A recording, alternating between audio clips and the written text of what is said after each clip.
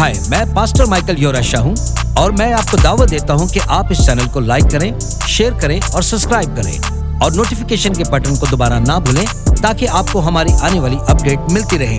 खुदावंद आपको बरकत दे। चलें कलाम की तरफ बढ़ते हैं।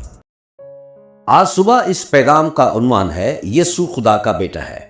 ये एक पुराना रवायती खुशखबरी का पैगाम है और कभी कभार हम ऐसे पैगामात पेश करते हैं। ये थोड़ा सा एपोलोजेस्टिक है, यानी अपनी ईमान का दफा करना या यीशु मसीह के बारे में अपने अकीदे को साबित करने के मुतालिक मुताला भी है। कितने लोग ये जानते हैं कि हकीकी मसीहत अंधा ईमान नहीं है। बाइबल कहती है कि पतरस ने लिखा है कि हमें अपने ईमान की उम्मीद के बारे में हर सवाल का जवाब देने के काबिल होना चाहिए। यूनानी में इसे एपोलोजिया कहा जाता है, जिससे लफ्ज एपोलोजेस्टिक्स निकला है, यानी अपनी ईमान का दफा।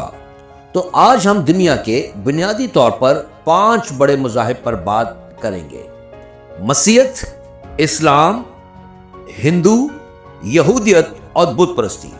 दुनिया भर में 4000 से जायद मज़ाहिब और फिरके मौजूद हैं, पर हर एक के हजारों रूहानी रहनुमा माजी और हाल में मौजूद है।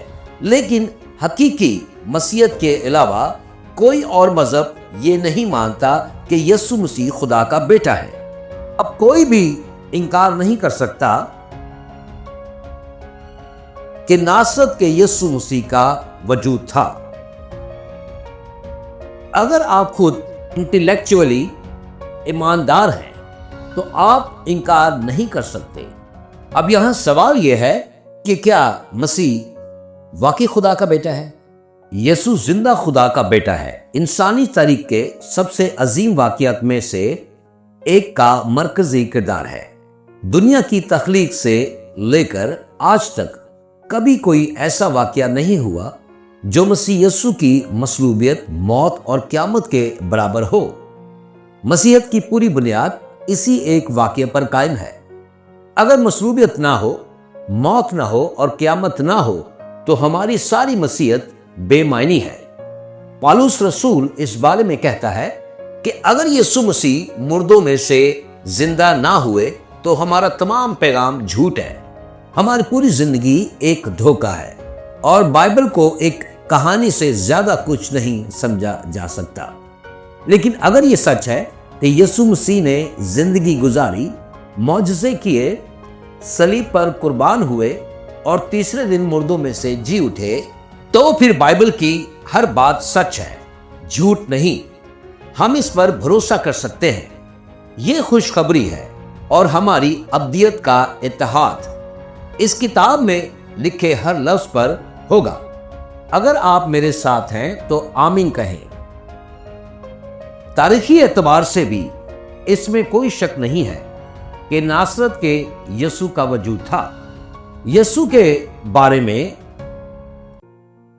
ना सिर्फ बाइबल में लिखा गया है बल्कि पहली सदी के दीगर तारीखी माकस, चाहे वो मजहबी हो या दुनियावी, सभी ने यीशु के बारे में लिखा है।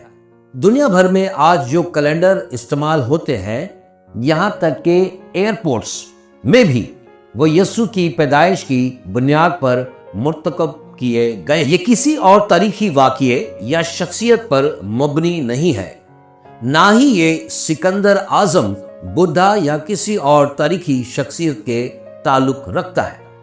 दुनिया भर में यही कैलेंडर इस्तेमाल किया जाता है। सुन रहे हैं? पर एयरपोर्ट चाहे वो लाहौर हो, पाकिस्तान या हैदराबाद, भारत, जनूबी अफ्रीका या अमेरिका हो या बीजिंग, चीन में या जनूबी अमेरिका में, सब यही बताते हैं कि आपकी फ्लाइट फलां तारीख और फलां वक्त पर रवाना होगी। और ये साल 2024 है, यानी 2024 साल हो चुके हैं कि जब यीशु मसीह पैदा हुए थे। हर कैलेंडर पर एयरपोर्ट यीशु मसीह की जिंदगी और मौत का ऐलान कर रहा है। क्या आप मेरे साथ हैं?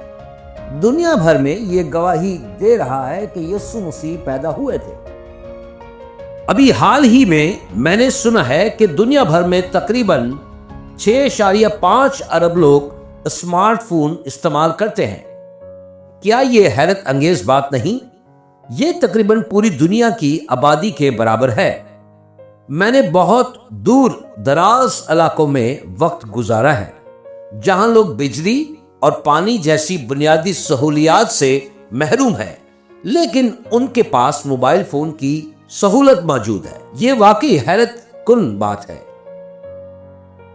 لیکن سنیں، ہر بار جب آپ اپنا فون کھولتے ہیں تو وہ یہ کہتا ہے کہ 2024 یعنی یسوع مسیح پیدا ہوئے۔ دنیا بھر میں یہ اعلان ہو رہا ہے، تو ہم انکار نہیں کر سکتے کہ یسوع مسیح پیدا ہوئے تھے۔ اس کے حق میں بہت زیادہ تاریخی ثبوت موجود ہے۔ ہم نے اس موضوع پر ایک مکمل سلسلہ وار تعلیم دی تھی، جیسے اپولوجیسٹکس کہا جاتا ہے۔ آج وقت نہیں کہ ہم ان سب تفصیلات میں جائیں، لیکن سنیں، دنیا بھر میں ہر جگہ یہ اعلان ہو رہا ہے کہ یسوع مسیح پیدا ہوئے۔ ان کی موت کے بعد یہ ریکارڈ کیا گیا ہے کہ یسوع نے خود کو 500 سے زائد لوگوں کے سامنے زندہ ظاہر کیا۔ یسوع مسیح کی مصلوبیت اور دفن کے بعد 500 سے زیادہ چشمدید گواہ تھے جنہوں نے یسوع کو زندہ دیکھا۔ جب پالوس رسول نے اس کے بارے میں پہلے کرنتھیوں اور 15 باب میں لکھا تو یہ یسوع مسیح کی موت کے تقریباً 20 سال بعد لکھا گیا تھا، یعنی ان کی پیدائش کے 50 سال بعد۔ یہ ایک تازہ تاریخ تھی۔ در حقیقت پالوس خاص طور پر یہ ذکر کیا ہے کہ ان دنوں میں بھی لوگ زندہ تھے جو یسوع کی مصلوبیت اور قیامت کے چشمدید گواہ تھے۔ اب عدالت میں یہ ایک گواہی کسی جرم کو ثابت کرنے کے لیے کافی ہوتا ہے، لیکن یسوع مسیح کی قیامت کو دیکھنے والے 500 سے زیادہ گواہ موجود تھے۔ یسوع نے ان کے ساتھ کھانا کھایا، ان کے ساتھ وقت گزارا اور ان کے ساتھ رہا۔ میں آج آپ کو بتا رہا ہوں کہ یسوع مسیح زندہ ہے اور ہمیشہ کے لیے قائم ہے۔ آئیں اپنے ہاتھ بلند کریں اور خدا کی تعریف کریں۔ تو آج ہم یسوع خدا کے اکلوتے بیٹے کے بارے میں بات کر رہے ہیں۔ کچھ لوگ کہتے ہیں کہ خدا کا کوئی بیٹا نہیں ہے، اور کچھ مذاہب یہ دعویٰ کرتے ہیں کہ خدا کے پاس کبھی بیٹا نہیں تھا۔ لیکن بہت سی ایسی آیات ہیں پرانے عہد نامہ میں، تورات میں اور نئے عہد نامہ انجیل، جو اعلان کرتی ہیں کہ خدا کا ایک بیٹا ہے۔ آئے میں آپ کو چند آیات دکھاتا ہوں۔ ان میں سے میں ایک حوالہ متی 14 باب اور اس کی 33 آیت یہاں پر پڑھتا ہوں۔ اور جو کشتی پر تھے انہوں نے اسے سجدہ کر کے کہا، یقیناً تو خدا کا بیٹا ہے۔ اب میں اس آیت پر تھوڑی دیر رکنا چاہتا ہوں کیونکہ اس میں ایک گہرا الہامی نقطہ موجود ہے۔ اکثر ہم بائبل کی آیت کو پڑھ تو لیتے ہیں، لیکن ان میں کچھ گہری حقیقتوں پر غور نہیں کرتے۔ درست بائبل میں لکھا ہے کہ کشتی میں جو لوگ تھے انہوں نے اسے سجدہ کیا۔ یہ تمام یہودی شاگرد تھے اور وہ 10 احکام کو اچھی طرح جانتے تھے، جن میں پہلا حکم یہ ہے کہ تو میرے سوا کسی اور کو معبود کو نہ ماننا اور صرف اسی کی عبادت کرنا۔ لیکن پھر بھی انہوں نے یسوع کی عبادت کی۔ کیا آپ سن رہے ہیں؟ یسوع نے کبھی یہ نہیں کہا کہ نہیں رکو، میں خدا نہیں ہوں۔ انہوں نے ان کو عبادت کرنے سے کبھی نہیں روکا، کبھی ان کی عبادت کو مسترد نہیں کیا۔ بائبل کہتی ہے کہ شاگردوں نے اسے سجدہ کیا کیونکہ انہوں نے پہچان لیا تھا کہ یسوع مجسم خدا ہے۔ اب کچھ لوگ کہتے ہیں کہ یسوع نے کبھی یہ نہیں کہا کہ وہ خدا ہے، لیکن وہ پوری بائبل میں اس بات کا اظہار کرتے ہیں کہ آپ کو صرف بائبل کو صحیح طریقے سے پڑھنا چاہیے۔ کیا آپ جانتے ہیں کہ آپ بغیر زبان کھولے بھی کچھ کہہ سکتے ہیں؟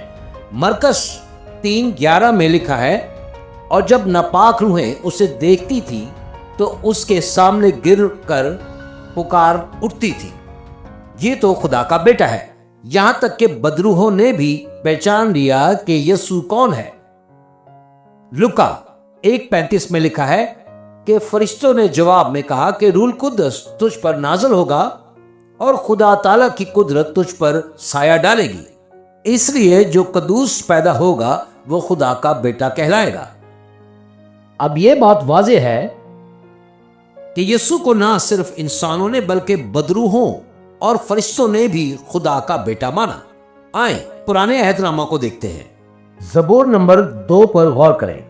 یہ یاد رکھیں کہ یہ یسوع مسیح کی پیدائش سے 1000 سال پہلے لکھا گیا تھا۔